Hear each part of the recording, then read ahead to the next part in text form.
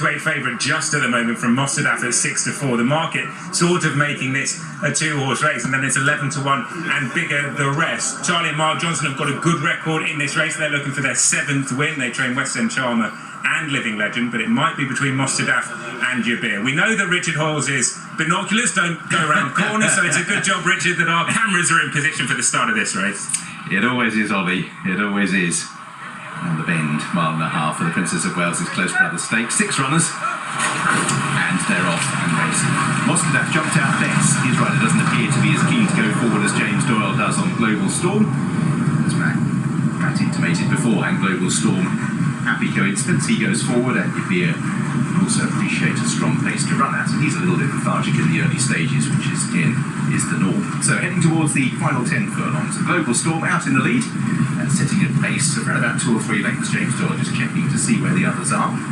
After a quarter of a mile, he has established a 3-length advantage over Living Legend, and West End Charmer, his stable companion, racing in 3rd. You can need my binoculars there on it. In 4th place was Mostahdaf, and then 5th place New Mandate, half a length on the outside to Jabir as they prepare to take a solitary turn. And out in the lead, it's Global Storm by 2 lengths from Living Legend in 2nd place. West End Charmer, there's lots of blue and white in this. He's the horse in the hooped cap racing in 3rd.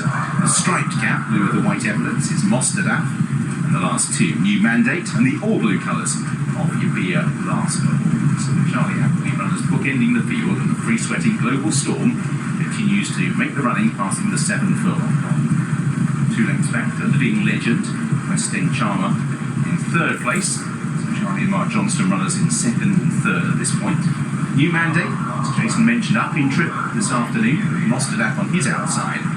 Jabir will be around about 5 lengths behind the leader, who remains Global Storm. They continue their way closer to this near side rail, heading now towards the final 5 furlongs. Out in the lead, it is still Global Storm. Another check from James Doyle to see where the rest are. Living Legend a little closer under Ryan Moore now as they pass the half mile.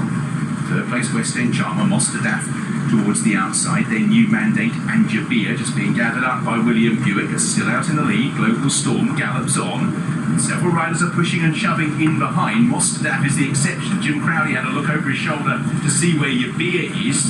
He feels he's got those in front covered as they make their way with a couple of furlongs to go. So Mostahdaf on the outside of Living Legend. Global Storm still there on the inside. Mostahdaf didn't pick up immediately, and now Jabir down the outside is gaining some traction. In the centre, Living Legend for Ryan Moore. Jabir on the far side for William Buick. Global Storm is back in 3rd place now, and Jabir, he takes a while to get going, but when he begins to roll, he can do so with purpose. Jabir, well thought out by Godolphin, wins the Princess of Wales' Close Brothers Stakes by a couple of lengths. Living Legend and Global Storm were the 2 that chased him home. Mostahdaf travelled up strongly, but he really didn't see it out as well as Jabir.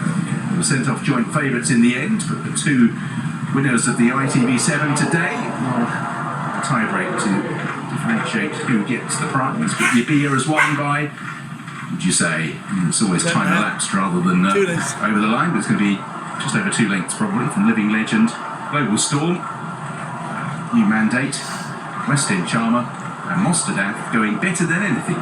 2.5 furlongs out, drop right out to finish in last place.